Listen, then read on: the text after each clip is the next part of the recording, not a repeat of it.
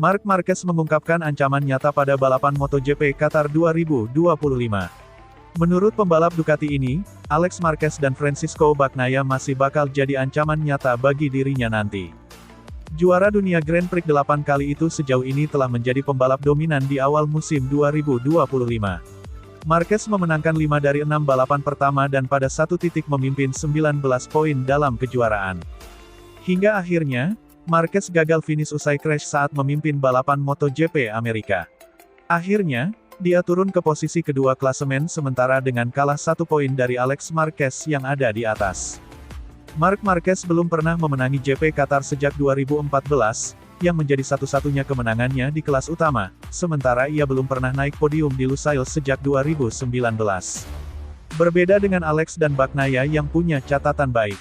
Ini adalah sirkuit pertama di mana secara teori Alex dan Pecco lebih baik dari saya, berdasarkan hasil historis, kata Marquez. Tetapi mari kita lihat apa yang bisa saya lakukan.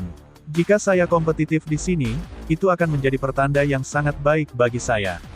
Jika tidak, saya akan berusaha untuk meningkatkan kemampuan, lanjutnya. Di sisi lain, Marquez akui telah berbenah usai kecelakaan di Amerika.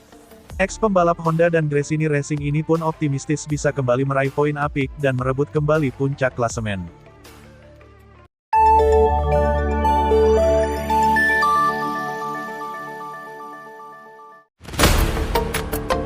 Pembalap Ducati, Francisco Bagnaia agaknya tak mau terlena dengan kemenangannya beberapa waktu lalu. Francisco Bagnaia akhirnya berhasil meraih kemenangan pada sesi balapan utama MotoGP Amerika 2025 beberapa waktu lalu. Dalam ajang tersebut, Bagnaia berhasil finish di posisi pertama, sedangkan rekan setimnya, Marc Marquez mengalami insiden crash. Kemenangan di Circuit of the Americas tentu membuatnya senang. Tapi, pekerjaan tak lantas selesai sampai di situ. Di Austin kami telah melakukan sebuah pekerjaan yang bagus, langkah yang kami buat bagus tapi kami tidak menyelesaikan pekerjaan kami, tutur Bagnaia.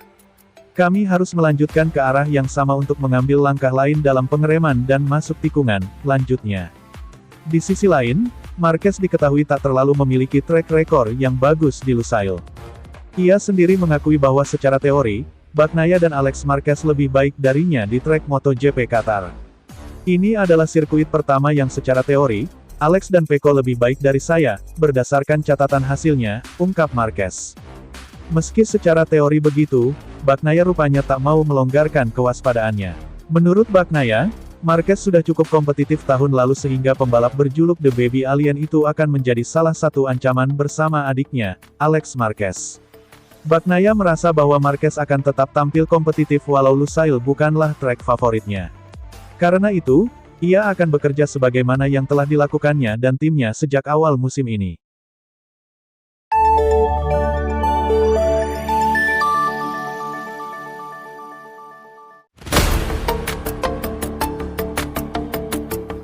Pembalap Ducati Lenovo Marc Marquez diprediksi akan mengalami kesulitan jelang seri keempat MotoGP Qatar 2025.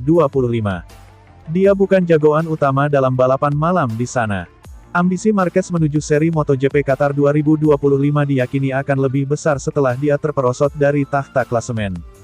Kegagalan finish di balapan utama pada seri GP Americas, yang notabene seri kekuasaan dia, kemungkinan akan membuat dia ingin membayar kesalahan.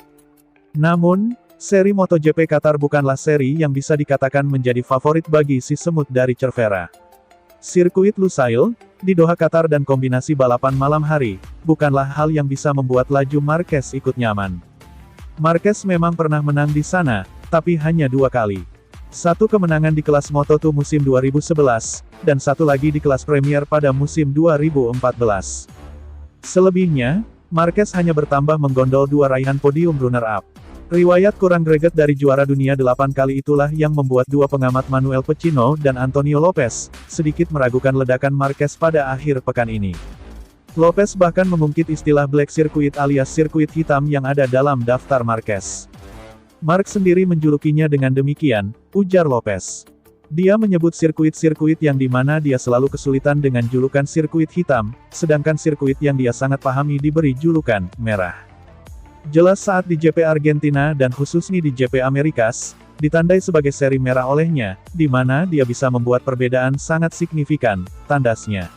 Lusail ibarat kata hampir mirip dengan sirkuit Sepang di Malaysia bagi Marquez. Dua sirkuit ini malah yang paling susah untuk sering dimenangi pembalap berusia 32 tahun tersebut. Dari data-data balapan, Marquez juga kabarnya lebih sering tampil buruk di Lusail dan Sepang, dibandingkan sirkuit lainnya.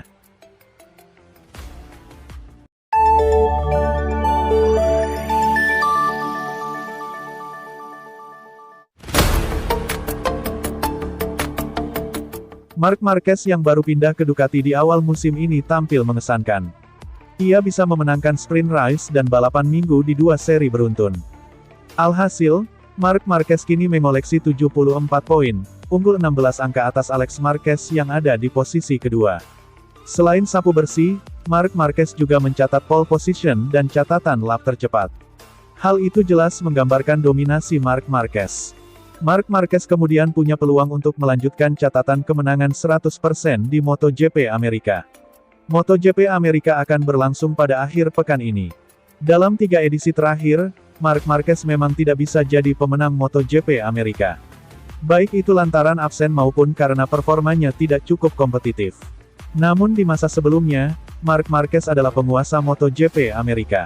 Dari periode tahun 2013 sampai tahun 2021, Marc Marquez 7 kali memenangkan MotoGP Amerika dari 8 balapan yang digelar.